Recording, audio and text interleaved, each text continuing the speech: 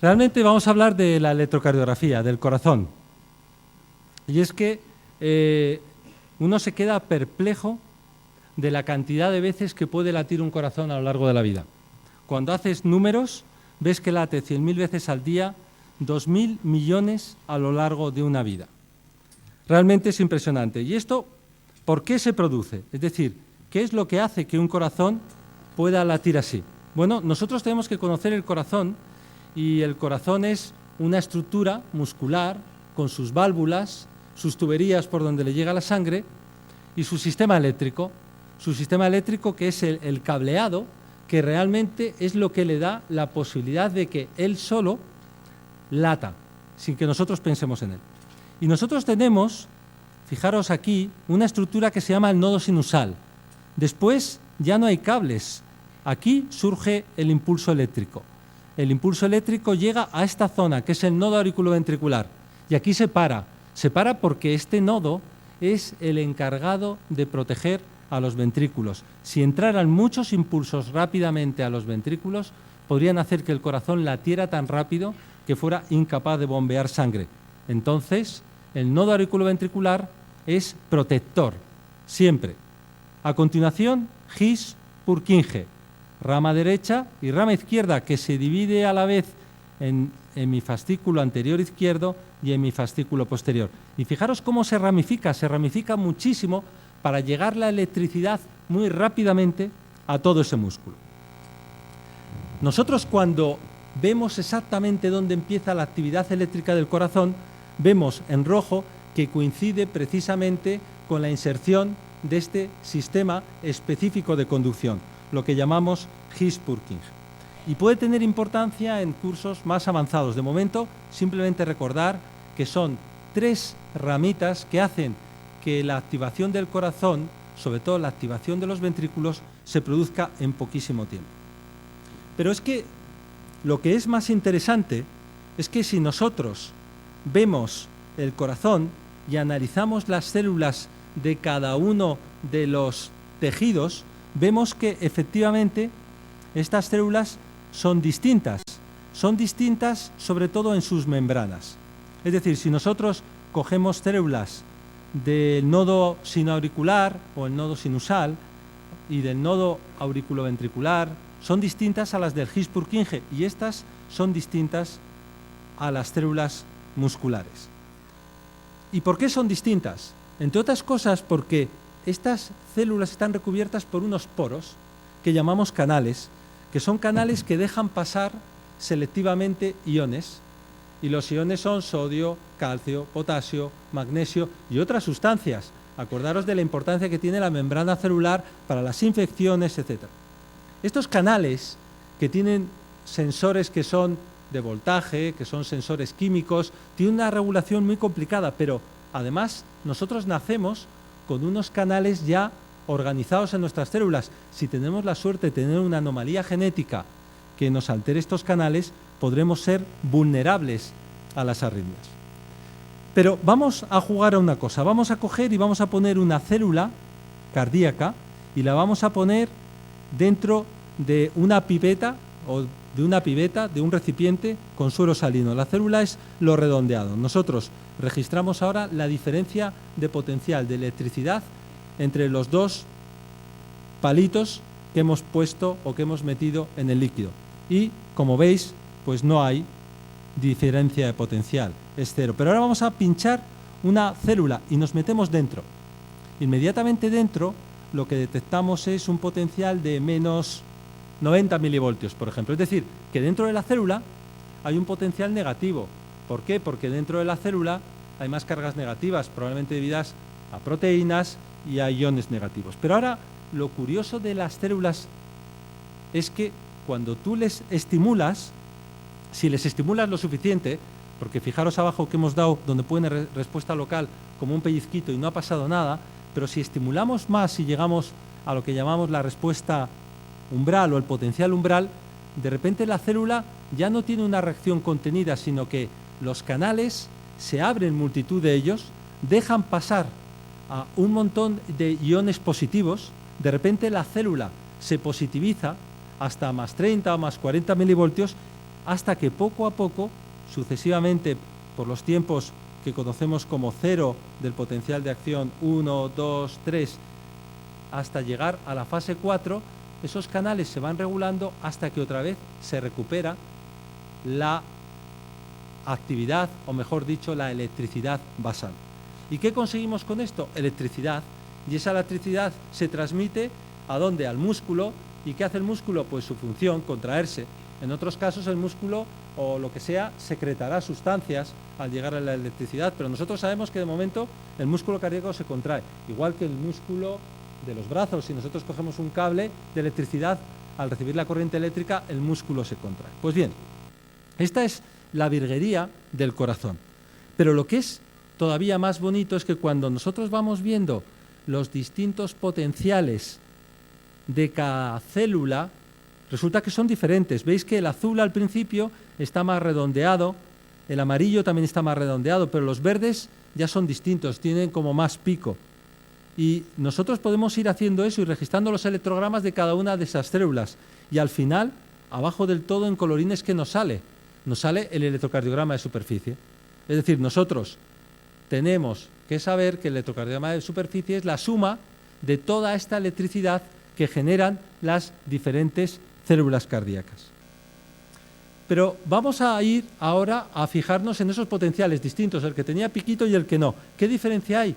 Pues hay diferencia en que esas células que dan esos potenciales piquito son más sodio dependientes.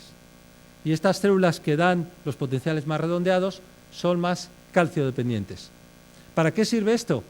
Fundamental. De entrada, los fármacos antiarrítmicos no actúan sobre el mismo sitio. Habrá fármacos antiarrítmicos que utilicéis, los que llamáis, por ejemplo, anticálcicos o betabloqueantes, que por eso actúan sobre el nodo auriculoventricular o sobre el nodo sinusal, pero no actúan sobre el tejido auricular, no actúan sobre el tejido ventricular, no actúan sobre el His-Purkinje. Y sin embargo, habrá otros fármacos muy potentes, como la flecainida, que son inhibidores de los canales de sodio, y estos sí te afectan a la aurícula o al ventrículo, para bien o para mal, o al sistema de conducción. Es decir, que gracias a que las células tienen canales distintos, los medicamentos pueden ser más o menos selectivos. Es verdad que hay un medicamento que es la bomba, que es la famosa amiodarona o el Trangorex, que tiene todos los efectos, con lo cual con este lo das y te aplaca cualquier cosa y te produce otras muchas, como veremos a lo largo del curso. Y cuando las células se quedan quietas, se paran. Pero es que las células del nodo sinusal nunca se quedan quietas. Y tienen esto que se llama esa pendiente de espolarización espontánea y que nosotros actuamos sobre ella como, por ejemplo, cuando nos ponemos nerviosos o cuando hacemos ejercicio, nuestro corazón se taquicardiza porque recibe impulso catecolaminérgico que hace que esa pendiente de espolarización espontánea se incline más hacia arriba. Cuando estamos muy tranquilos, pues esa pendiente se aplana y el corazón se bradicardiza. Pero también lo bonito del corazón es que si tú cortas las células de arriba, no se para, porque todas las células están preparadas para disparar. Lo que pasa es que cuanto más arriba están, más rápido disparan, y entonces por eso mandan, son las células que mandan, las que están más arriba, las que disparan más rápido. Pero esto lo podéis ver en la práctica clínica, ya veremos cómo tú puedes tener alteraciones como la isquemia que te fastidian las células y te hacen que una célula tenía que estar tranquila y de repente se ponga a disparar más rápido y sea una de las causas de las arritmias. Fijaros cómo, pues por ejemplo, con la isquemia aumenta ese potencial, en vez de estar en menos 90 ya se pone en menos 55, es mucho más fácil que esa célula empiece a disparar sin tener por qué, a una frecuencia que no le correspondería. Y otra cuestión importante de ese potencial de acción que os he enseñado, que simplemente es esa forma de medir los cambios eléctricos que se producen en las células, dentro de las células, y esto se puede extrapolar también al conjunto de células, que es el tejido, es que hay un momento en el cual, durante unos 200 milisegundos, las células no pueden reestimularse, están en periodo refractario. Es decir, que tú a una célula le estimulas en ese momento y dice, paso, no me vuelvo a estimular. Hay otro periodo que es el periodo refractario relativo, que si tú das un impulso muy fuerte, un estímulo muy fuerte, vas a capturar esa célula. Pero si no, no. Donde se captura bien es entre potencial y potencial, que esto es cuando llamamos potencial o situación de reposo celular, que es donde están las células estimulables. ¿Para qué sirve esto desde el punto de vista práctico? Bueno, pues ya lo veremos cuando estudiemos cada cosa, ¿no? Pero muchas veces nos vienen, oye, que tenemos un marcapasos que no captura. Y dices, ¿cómo que no captura? Realmente, sí, mira, tiene una espícula que no captura.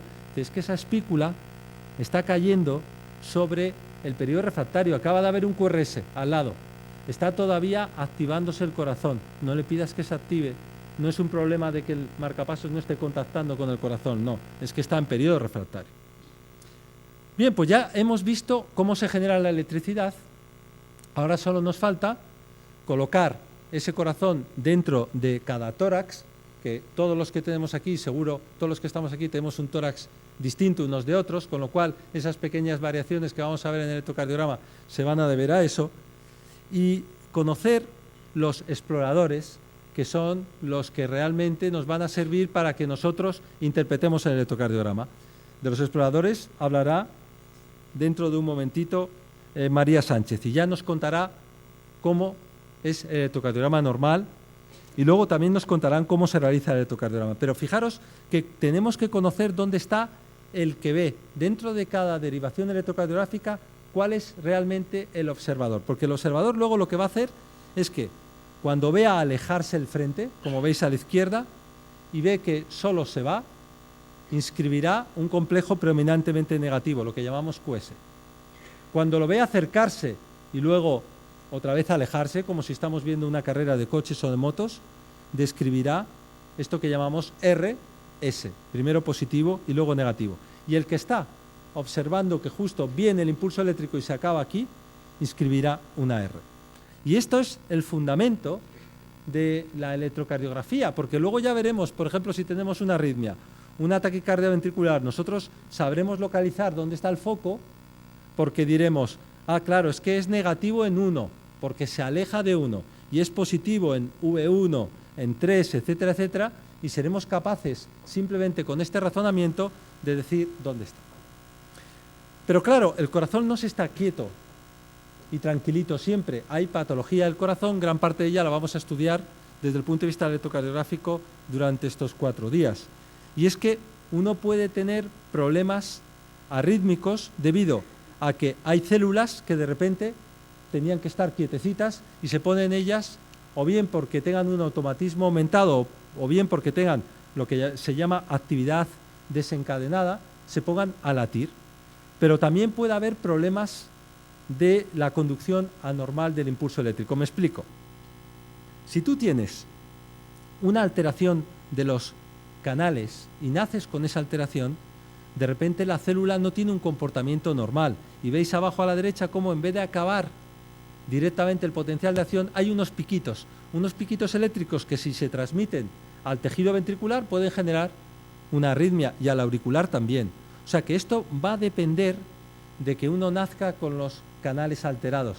Ya veremos que uno de los signos en el electrocardiograma de que los canales pueden estar alterados es el intervalo QT, que muchas veces hasta se nos olvida medirlo.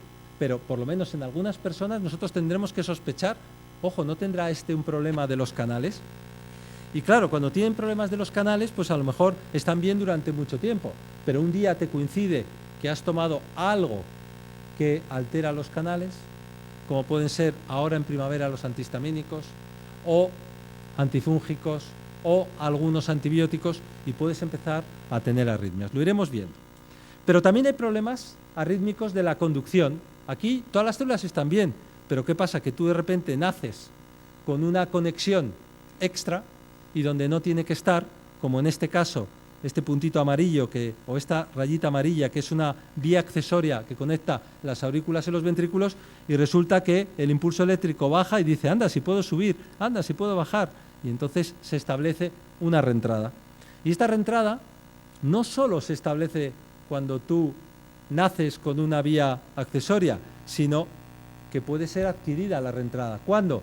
Cuando tú, por ejemplo, tienes un problema en el corazón, tienes un infarto, el infarto destruye células, pero tienes la mala suerte de que no destruye a todas homogéneas, sino que deja zonas vivas rodeadas de zonas muertas. Y entonces, como veis, en la parte de este corazón que está cortado de través y que hay unas líneas blancas en la pared de abajo que son cicatrices, te puedes tener circuitos que un día determinado, 9 meses o 9 años después de un infarto, hacen que uno tenga una taquicardia ventricular rápida y se pueda morir.